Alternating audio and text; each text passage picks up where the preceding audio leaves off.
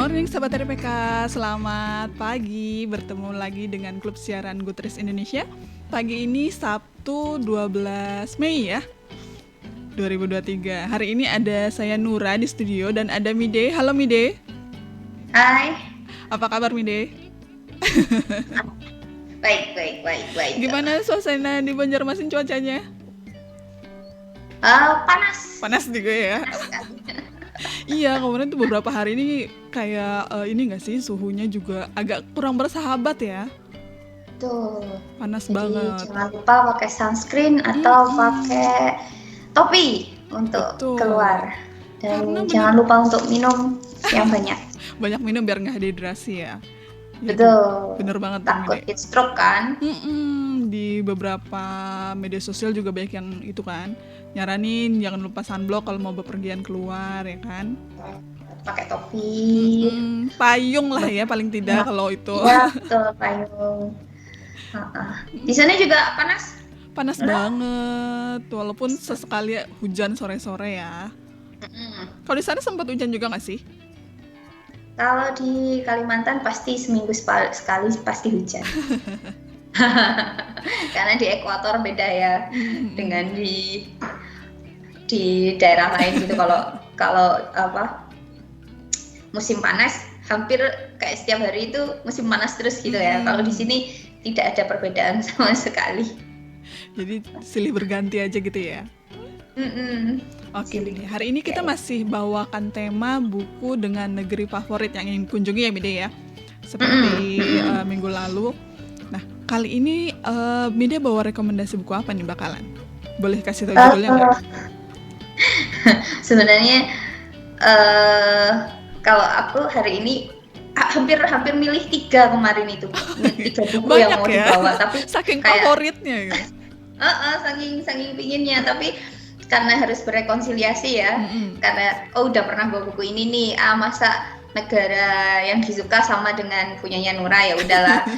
Jadi akhirnya saya mau baca buku Pohon Sesawi karya YB Mangunwijaya. Iya, keren banget sih bukunya itu. Aku baru baca separuh juga sih, belum selesai. Karena agak-agak klasik nggak sih ceritanya, ya kan? Iya, karena memang Romo Mangunwijaya kan juga orang lama ya, penulis lama yang sudah almarhum juga gitu. Kalau Nura baca apa? Aku hari ini bawa bukunya Kazuki Kaneshiro, judulnya Go. Pendek banget ya. Oh iya. Iya. Itu salah satu buku favoritku di tahun 2020 juga itu. Iya, kita sempat ngobrol kemarin ya. Ternyata Mide udah baca bukunya ini, sahabat RPK. Nah, sebelum kita ngulik lebih lanjut nih, kita mau ajak sahabat RPK juga nih untuk ikutan interaksi dengan kami di studio juga. Mungkin sahabat RPK punya negara yang ingin kunjungi, dan kalau kesana itu hal apa sih yang sahabat RPK ingin lakukan? Ya. Nanti boleh di SMS atau WhatsApp di 0815 1800 444. Nah, kalau Mide sendiri pengen banget berkunjung kemana sih? Pingin banget berkunjung kemana ya? Salah satunya itu ya banyak sih sebenarnya. Kalau dikatakan pingin berkunjung bucket kemana, listnya panjang kan ya. Banyak kan ya. Dan untungnya salah satu negara yang paling aku pingin kunjungi udah di checklist. Oke. Udah masuk checklist. Udah pernah gitu. Berarti ya. Sementara yang lain mungkin di Middle East ya, hampir seluruh kawasan Middle East itu seperti Iran dan Lebanon terutama yang paling pingin aku kunjungi gitu. Lebanon kenapa? Kalau Nura? Kalau aku karena belum pernah keluar negeri ya. Jadi checklist pertama aku itu masih di Jepang, karena kalau ke Mekah ya antriannya panjang sekali ya kan. Iya. bisa nggak antri? Iya benar. Agak sulit kalau yang nggak antri itu soalnya. Jadi Mekah keduaku itu adalah Jepang sebenarnya. Jadi makanya aku suka banget buku-buku yang literatur yang dari negara Jepang gitu, Mide. Nah, ngomong-ngomong kalau Mide ke Lebanon atau ke Iran tadi ya, mau ke Iran ya? Mau ngelakuin apa sih di sana? Aku mau lihat gedung sejarah wisata. Di sana itu kan banyak, di Iran sama Lebanon itu kan banyak banyak-banyak bangunan kuno dan monumen-monumen kuno. Nah, itu aku pingin banget melihat monumen-monumen kuno yang pernah dibangun di sana gitu. Oh, berarti kita kalau itu bakal sibuk gitu ya jalan-jalannya ya. Iya. Foto-foto juga mungkin lebih kali suka, ya. aku suka dengan histori-histori yang pernah ada di suatu tempat daripada kayak mungkin pantai atau taman hiburan gitu. Nah, aku lebih suka histori dari tempat itu. Makanya kenapa milih pohon sesawi, karena pohon sesawi sendiri itu juga banyak bernarasikan tentang tempat-tempat seperti itu. Gitu. Banyak tempat bersejarahnya ya. Walaupun memang termasuk dalam literasi Kristiani ya, itu karena nyambung dikit lah. Tapi memang menarik sih mengunjungi tempat-tempat bersejarah gitu ya. Jadi kayak ngebayangin juga zaman dulu emang kayak apa sih, terus apa bener begitu gitu kan. Iya. Kenapa tilas. Bener. Aku juga suka gitu sih. Kayak kalau di Jakarta tuh ke kota tua itu kayak kan ada penjara bawah tanahnya ya di Fathahillah itu. Nah, terus apa bener muat segitu banyak orang zaman dulu kayak gitu kan? Terus juga, atau memang muat? Dibuat-buatin gitu ya. Kondisinya memang mengenaskan seperti itu. Seperti apa zaman dulu ya kan?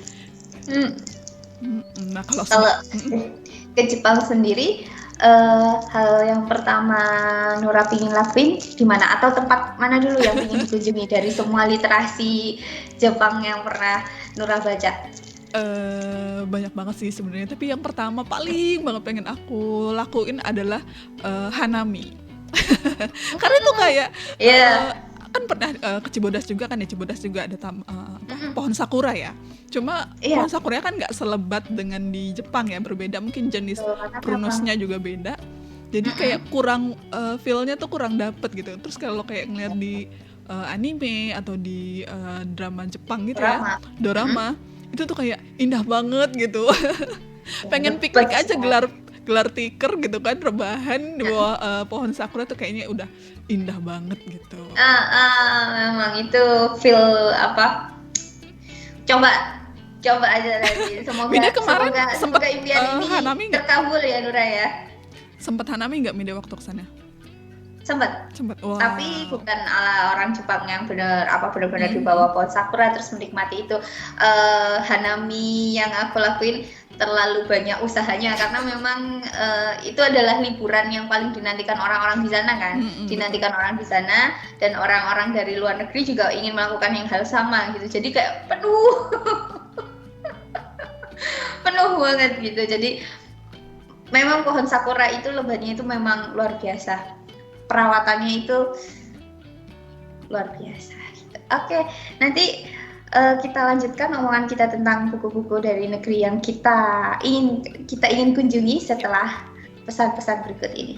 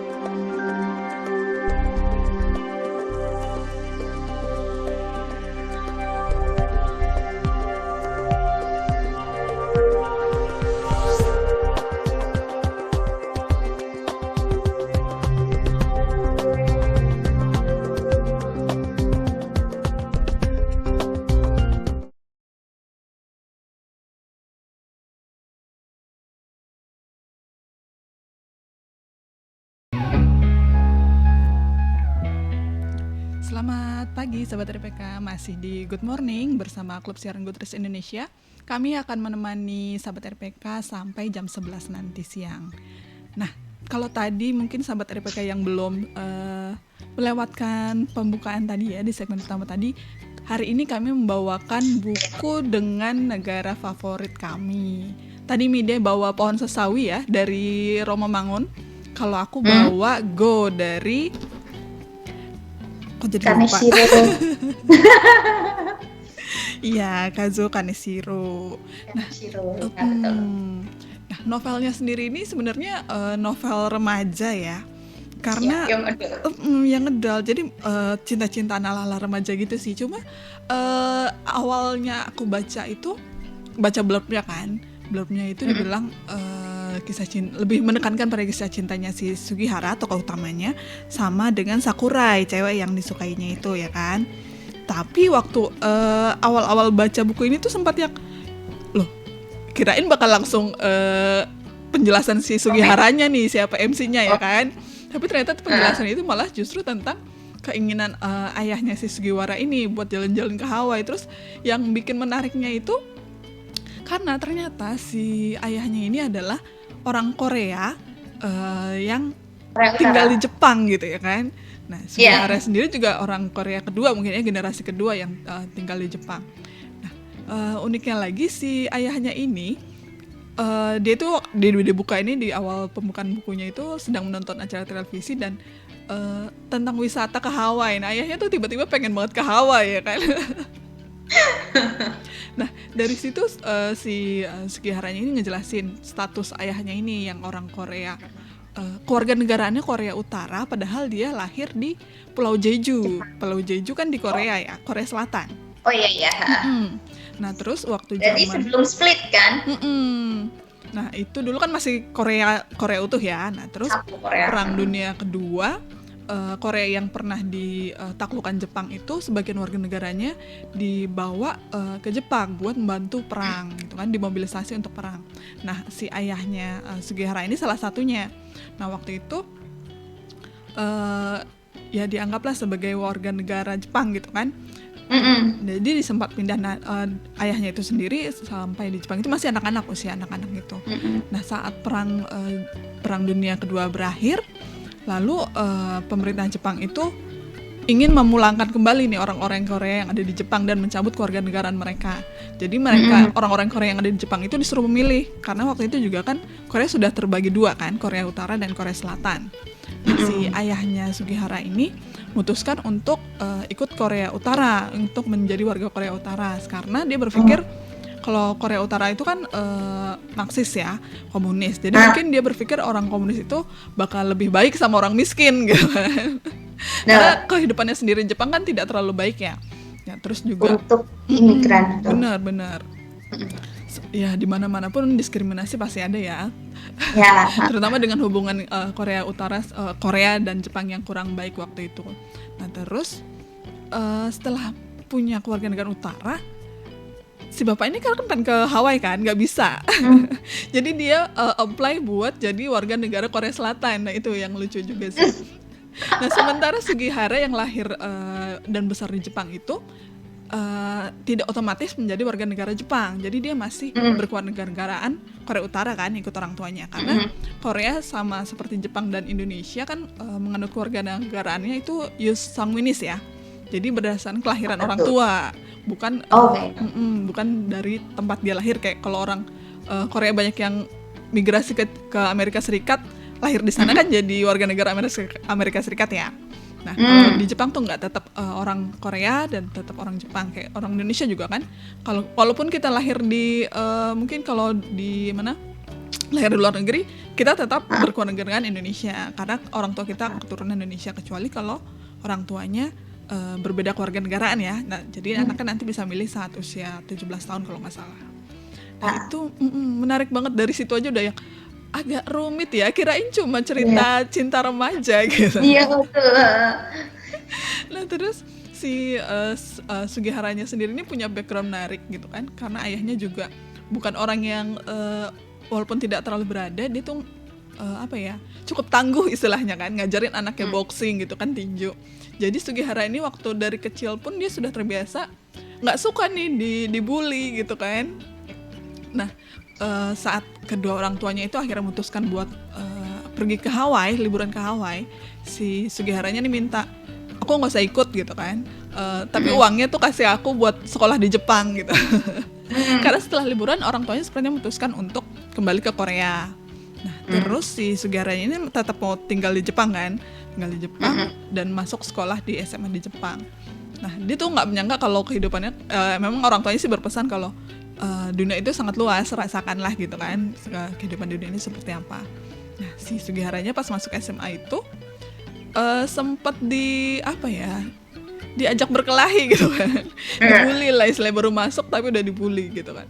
Nah, terus sempat dibully itu karena dia tidak suka dibully gitu, dan dia merasa dia bisa melawan, akhirnya dia melawan lah, dan terkenalah Sugihara itu kan jadi kayak anak berandalan gitu ya. Yeah. Sampai dia ketemu teman-temannya si Kato sama Jong-il. Nah, si Kato ini juga ternyata latar belakang keluarganya adalah yakuza di Jepang. Jadi makin inilah ya, makin liar.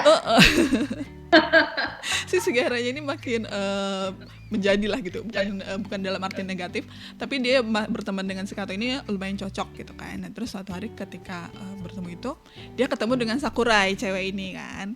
Nah, ternyata Sakurai ini tahu banyak tentang Sugihara, nggak seperti yang Sugihara pikirkan gitu kan.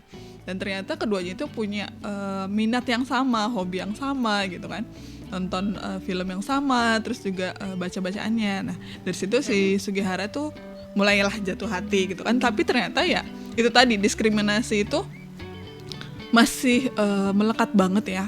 Jadi Sugiharanya juga nggak berani bilang nih, sampai di salah satu halaman itu dia bilang, andai saja darahku hijau gitu kan.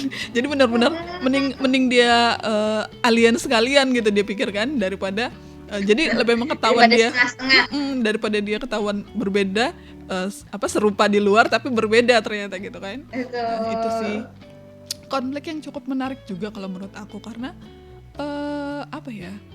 ya itu tadi, hubungan antara dua negara itu sendiri kan tidak baik-baik saja gitu kan. Sampai sekarang pun kalau Mide tahu yang kemarin Perdana Menteri Jepang ketemu Presiden Korea Selatan juga kan masih menuntut permintaan maaf seperti itu. Jadi sang pengarangnya sendiri, Kaneshiro sendiri ternyata kan orang Korea keturunan Jepang ya. Nah, itu sih latar belakang yang cukup menarik. Kalau Mide sendiri kesannya apa sih waktu baca buku ini? Kesannya karena mungkin aku paling ingat endingnya ya.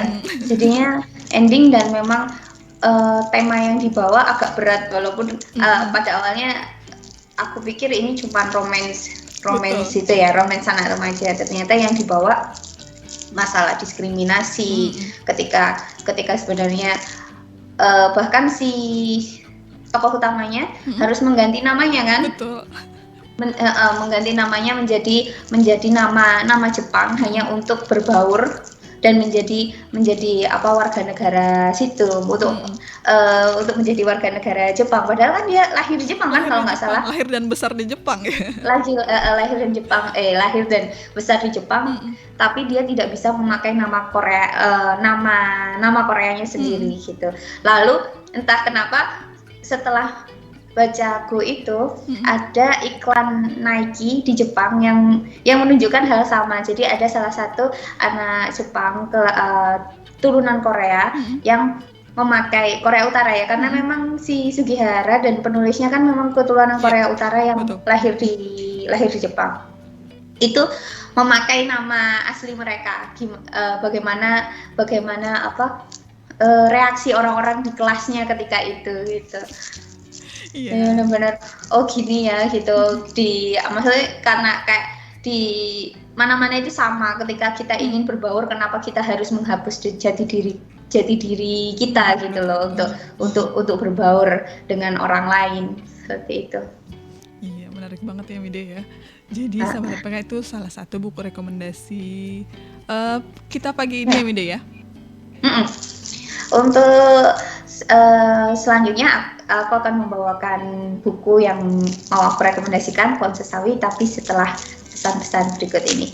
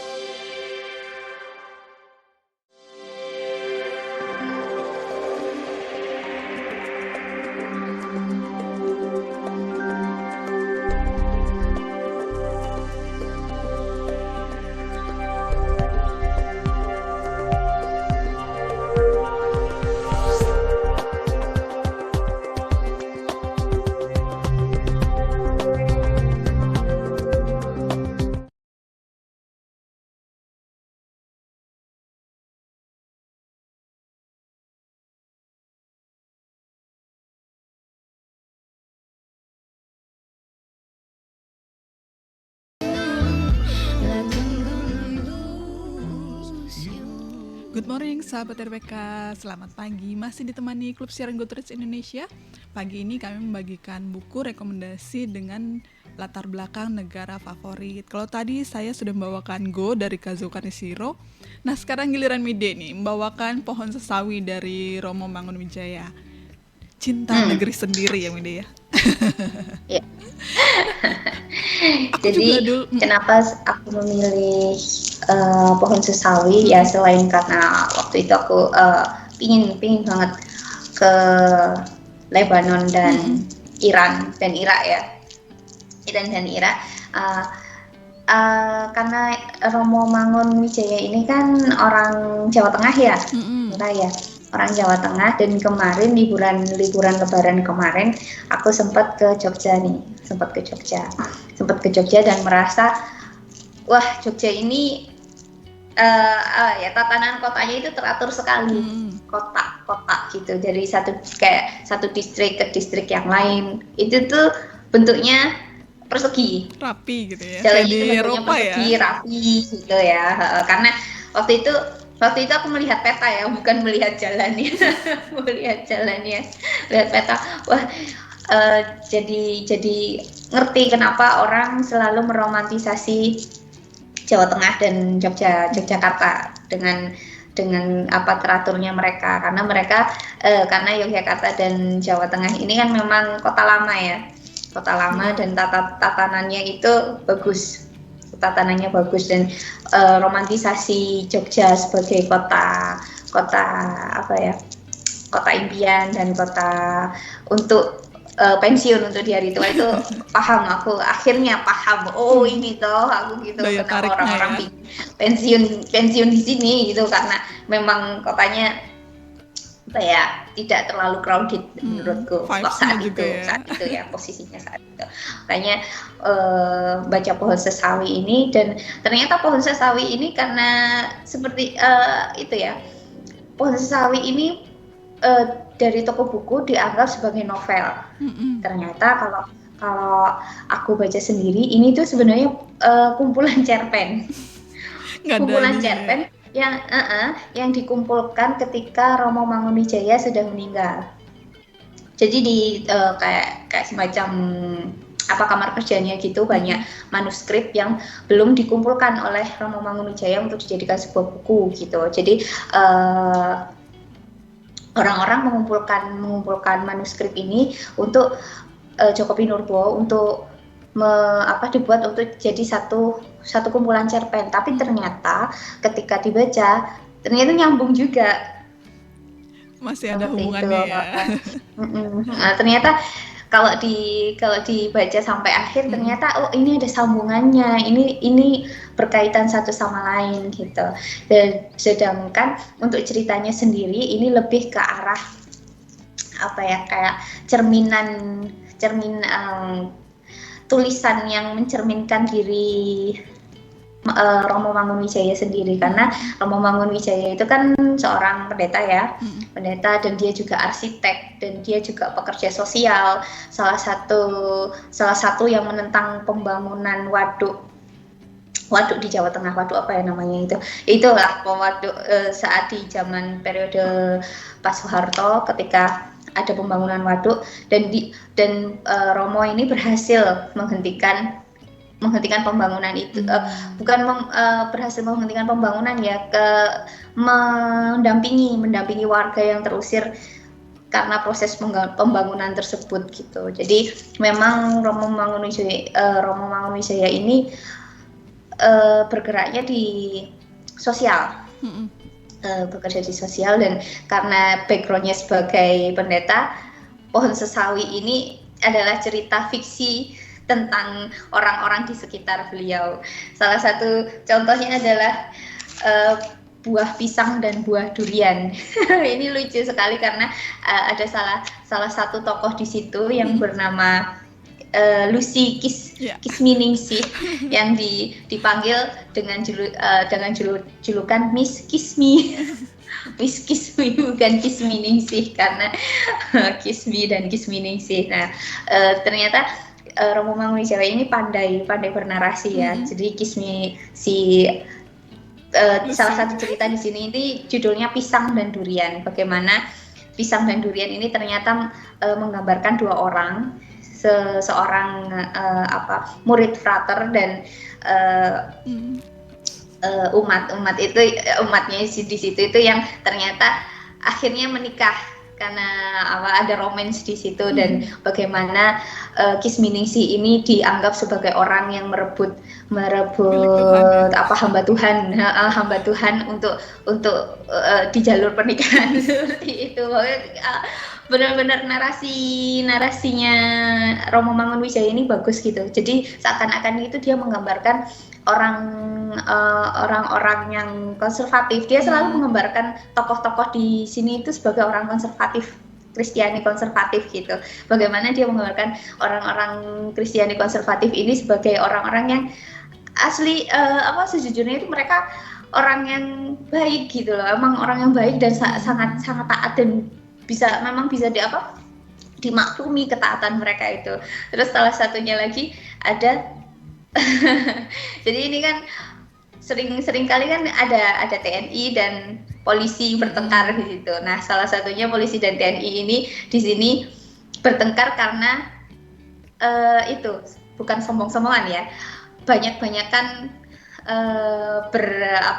bersedekah untuk gerejanya. Jadi kalau melihat salah satu jemaahnya itu ada yang pensiunan TNI, yang satunya pensiunan polisi gitu. Jika salah satunya melihat dia nyumbang lebih banyak, dia akan nyumbang lebih banyak lagi gitu. Jadi di buku ini, di buku Pohon Sesawi ini, Romo Mangunwijaya lebih banyak cerita tentang orang-orang di sekitarnya seperti itu. Menarik banget ya. Dan karena ini sebenarnya kan tulisannya ada cerminan ya. Di cerpen pertama itu dia memplesetkan namanya dia menjadi Yunus. Karena Yebi Mangunwijaya karena Yebi Mangunwijaya kan Yusuf Bilyarhi Mangunwijaya. Dan di cerpen pertama diplesetkan jadi Yunus, dan Yebi Mangunwijaya menceritakan bukan cerita plesetan ya, seperti narasi lucu tentang Nabi Yunus itu sangat menarik cerita ini tuh. Iya. Kalau Nura sendiri kan sempat membaca buku ini ya? Iya, nah itu juga aku suka yang cerita si Mide tadi bilang soal si Lucy itu. Karena lucu banget yang pas dia dibilang merebut hamba Tuhan itu, terus dia tuh nyautnya tuh lucu banget. Buktinya aku belum tersambar petir sampai hari ini gitu kan. Berarti Tuhan merestui ya. Merebut hambanya. Tuhan merestui, itu lucu banget sih. Terus juga yang agak miris tuh yang waktu dia nanya Suster Maria ya, si Romo Yunus itu nanya Suster Maria, sedih nggak bisa gendong anak sendiri gitu kan, karena dia harus menjadi suster. Terus dia bilang lebih sedih lagi melihat anak-anak yang tidak diurus sama orang tua mereka. Itu nyes banget gitu rasanya. Iya, memang narasi buku ini kayak mengetuk, sangat-sangat mengetuk pembaca gitu. Betul. Jadi kayak bagus memang Romo Mangunwijaya. Salah satu buku Romo Mangunwijaya yang pernah Kak Nura baca selain Pohon Sesawi ini ada lagi nggak? Aku baru baca Burung-burung Manyar aja sih. Oh ya. Aku burung manyar itu sepertinya pernah baca waktu SMP, tapi kok nggak ingat dia ceritanya tentang apa. Kalau itu lebih ke sejarah sih ya, sejarah waktu Indonesia zaman kemerdekaan gitu. Beda sama yang ini. Kalau ini kan lebih kayak kehidupan sehari-hari banget ya, orang-orang biasa gitu kan. Nah terus juga kalau Pohon Sesawi ini dulu aku tertariknya karena Pohon Sesawi itu pohon apa sih? Pohon sawi gitu kan. Apa sih, ternyata bukan gitu, karena sesawi sendiri nggak ada di Indonesia kan. Sama kayak kalau mungkin di orang Muslim itu tahu pohon tin ya, pohon atin, tapi kita nggak tahu pohonnya seperti apa kan, karena nggak ada di Indonesia. Tapi kita juga nggak tahu karena itu makanya pohon yang cuma ada di Timur Tengah. Iya benar. Nah itu yang pohon-pohon di Alkitab lah ya istilahnya. Iya, pohon di Alkitab. Itu yang bikin pohon sesawi itu gitu. Yang memang pertama kali yang aku lakukan sebelum baca buku ini ya googling apa sih pohon sesawi. Iya, aku juga penasaran itu sih. Makanya terus lanjut baca tuh karena penasaran juga. Karena covernya juga udah banyak sekali ya. Kayaknya udah cetakan beberapa kali ya. Soalnya covernya beda-beda ya. Beda-beda. Kak Nora. Betul. Oke, sahabat RPK, itu tadi buku dari Mide, Pohon Sesawi dari Romo Mangunwijaya. Nanti kita akan kembali setelah pesan-pesan berikut ini ya. Ya.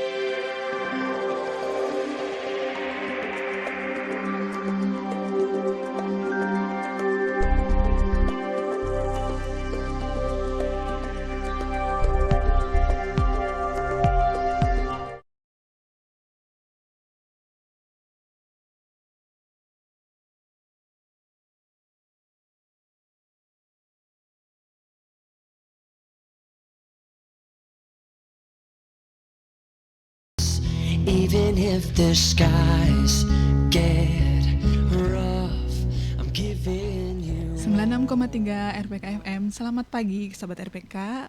Bersama kami Klub Siaran Gulters Indonesia. Sabtu ini tadi kami sudah membagikan 2 rekomendasi buku ya Mide ya buat bacaan akhir pekan ini. Betul.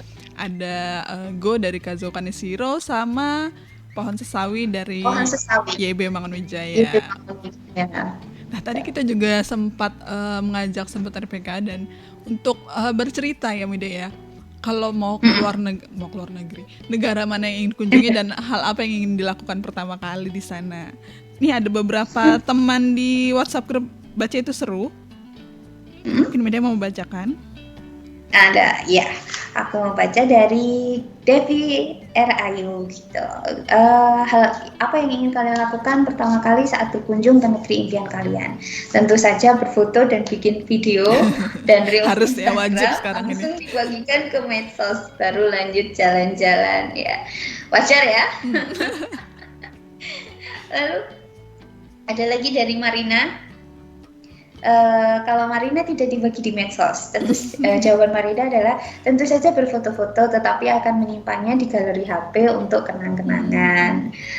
Oke, kalau Kak Dini jawabannya adalah langsung cus nyari kuliner lokal yang enak, lalu nyari restoran yang bisa melihat dari dekat kehidupan penduduk lokal dan belanja pernak-pernik di pasarnya gitu. Ini sama sih, aku juga kalau jalan-jalan tuh karena sempat jalan-jalannya baru di dalam negeri, jadi biasanya itu kalau ke suatu daerah biasa aku mencari pasar, karena kayak unik aja gitu di pasar itu. Ada kayak sayur-sayuran atau apa sih makanan yang nggak pernah ditemuin di Jakarta gitu kan. Kayak waktu itu ke mana, ke daerah Toraja, ada pasar kerbau itu. Pikir pasar kerbau tuh kayak apa sih, ternyata ya selapangan luas diisi kerbau-kerbau gitu, dan orang-orangnya tuh transaksi langsung gitu kan. Oh jadi pasar kerbau tuh kayak gitu. Terus kayak waktu ke pasar itu juga nemu apa sih, cabe rawit gitu, cabai rawit yang ternyata memang khas lokal di Toraja gitu, dan nggak ada di daerah lain juga, karena emang cabenya kecil-kecil, cuma pedes banget beneran Mide. Kecil-kecil cabai rawit.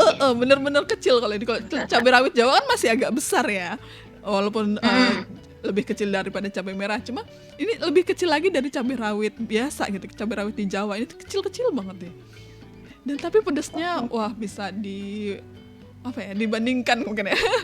Iya, menjadi pengalaman tersendiri ya setiap berkunjung ke pasar-pasar gitu. Malah kalau aku ke pasar itu malah kayak itu hal yang aku takutkan ketika pertama kali ke tempat asing,